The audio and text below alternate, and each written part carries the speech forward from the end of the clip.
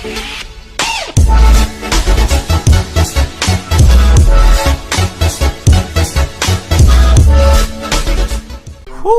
man, that episode was crazy, yo. Well, not really crazy. It wasn't too bad. Rwby Volume 4 is now over.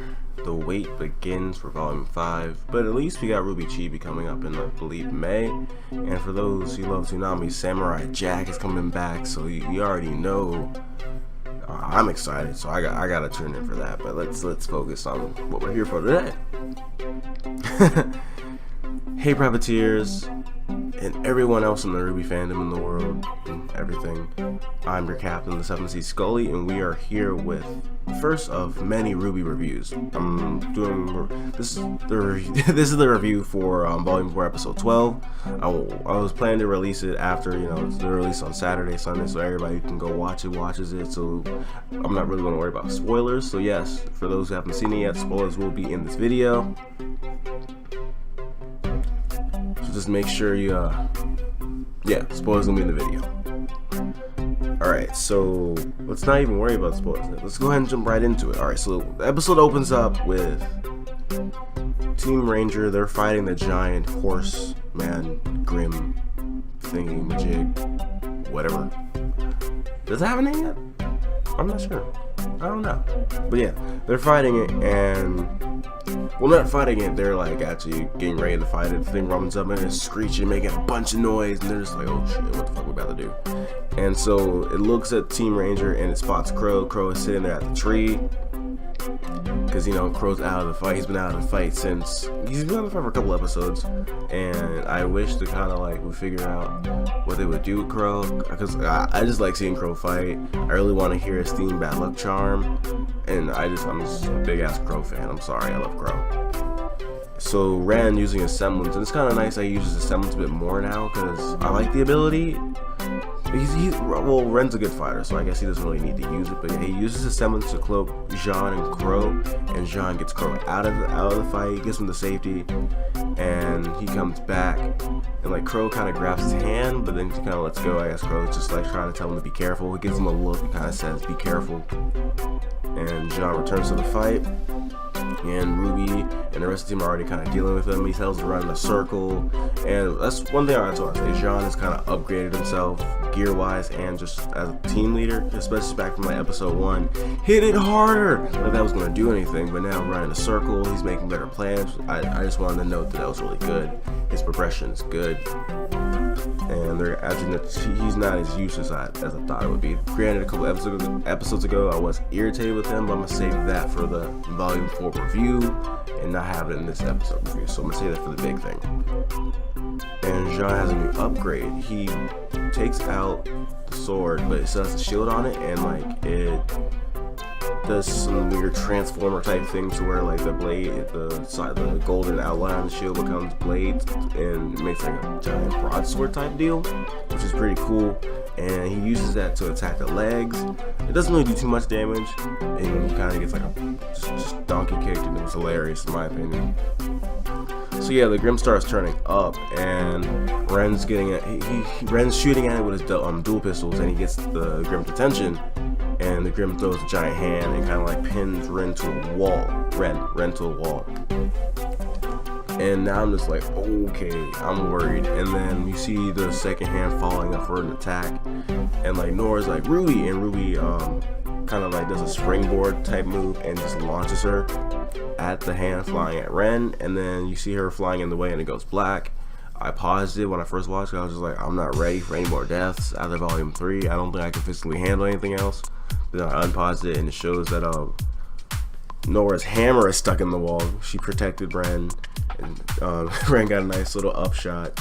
And she was like, "Don't look," and they're blushing and everything, which is really cute to see those two interact, because I want them to be happy. They're cute. And Renora is a ship in the fandom that doesn't really have too much heat, so it's a safe ship you can sail compared to many other ships. I'm not going to tell you what my favorite ship is, so I'm not trying to start all that wars. I'm not trying to start wars. Yeah, and then so Nora's attacking the Grim, and the Grim gets irritated. So he's flailing Nora around by her hammer, hitting her against the ground. He just flings her, and Nora hits the ground, or she lost her hammer on the ground, like in front of her, and her aura runs out. So that's another thing I like in Rwby. Their aura, you can in Volume 4, you can actually physically see it. They started in 3, but now it's easier to like tell when they're kind of out the fight, and that's a nice thing I actually wanted to point out. And Ren panics, full on like Sasuke, like you killed my family, trying to take Nora from me, and this dude loses it to the point where even Jean's like, yo Ren, chill up, chill the fuck out, calm down. And Ren's going in a frenzy. He gets hit, but he gets back up, running and shooting, and then he gets flung around and he lands near Nora. Nora like kind of recovers and sits back up because she's afraid something's wrong with Ren. Ren gets back up, he's trying to go back in the fight, and the Grim's like, alright, bet. But Nora tackles them and they fly under the house. And I think, I don't want to like, don't quote me on it, but I think that's the house that they kind of met under the night that Grim attacked for the first time after Ren lost his dad, Hanzo. I'm gonna call him Hanzo. He lost the Hanzo main. Overwatch jokes, I love it. And Ren's like, let go, Nora, we gotta get back out there. Nora let go, they're gonna get hurt. She slaps him, kind of knocking some sense back into him, and she's saying, we came too far, I'm not going to lose you like this. And that was really nice. And then a really, really good thing on Rooster Teeth, the visuals, Ren looks at Nora and it shows her as a kid when he first met her, and she's crying and scared, and it's nice to see that it's switched. Ren is panicking, he's not calm, and Nora's like the one like, chill out, we got this, I'm not about to lose you guys. And that was a really cool thing to see how visually you can tell that they've grown up, and that's really good. Ren calms down and they get back together, they make a plan. Rwby and Jean are like, I can take the hands. Nora's like, I'll take out the horse head, and Ren's like, I'll take care of the rest. Ren takes out the little sword his dad gave him back in the day, and they do it. Rwby does a little flip tricks like it's a skateboard and stabs the hand. Ren uses Jean's shield to hold the hand down, and Jean stabs with the sword. Like I said, the team moves are really getting tight, like flower power or whatever. The team moves are lit. Nora gets her Thor on, just smashes the horse head down, and then Ren does some savage Assassin's Creed in the little white room, about to kill you, assassination, cuts off the arm. He's like, for my mom, for my dad, for everybody hurt. And then like at last he's like, for myself, and he cuts off the head, and they beat the Grim. Pretty cool, roll credits, whatever. And the Grim like releases a giant cloud of, I want to say like smoke, and which is cool. And then Mistral airships start flying because they're like, well, we saw something out there and no one's been there in years, so we thought we'd go check it out, which is by chance really good in my opinion. Didn't really think people paid attention to like giant smoke signs nowadays, And after that fight, I was relieved, and then I remembered, oh shit, Crow, and you see Rwby right over the Crow. The Crow's he's still hanging on, and the piano did like they did a cover of Crow's theme, and that really hit me in my chest, like, oh no. Because Naruto, when they did Sadness and Sorrow, you hear like the piano, they're like, nope. So I thought, okay, Crow might die here, but no. They Rwby, Team Ranger, Rwby, Nora, Ren, and Jean, and Crow, they make it to Mistral. You see Rwby hold Crow's hand, so he made it, Uncle Crow, he made it, Crow like chuckles like cool. And then it switches to the other airship, which is Ren and Nora on. And you see him just kind of hanging out, watching, just looking at the area, the environment as they're flying around, going to the city. And then you hear like a little piano theme play, and then Ren grabs Nora's hand, holds it, and then like the piano stops, and Nora's like, what? And she perks up like she's confused, then she looks at her hand, and then like she holds Ren's hand, and they like, she scoots over, and they get close, and that's really cute. I'm glad that they kind of like finish their subplot, and that's really cute.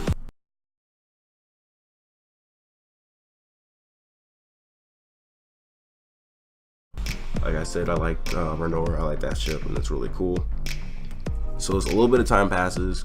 Crow got medical attention, he's resting, and Rwby is in like a little room with Crow, and she's writing a letter to her sister, and that was really good because this whole volume, I should probably want to reiterate it in the volume 4 review, but so far Rwby has really gotten a lot of like lines. She hasn't really voiced her opinion on anything, she just kind of reacts to things rather than like talk, which is okay, I guess. Like in the beginning she was talking more, but then like she just kind of took a back seat the whole rest of the story, and unless it's like Uncle Crow, what's wrong, Uncle Crow this, Uncle Crow that, like, you know, unless it's involving her and she's talking about. If it's just usual stuff, you're not really gonna hear from Rwby that episode.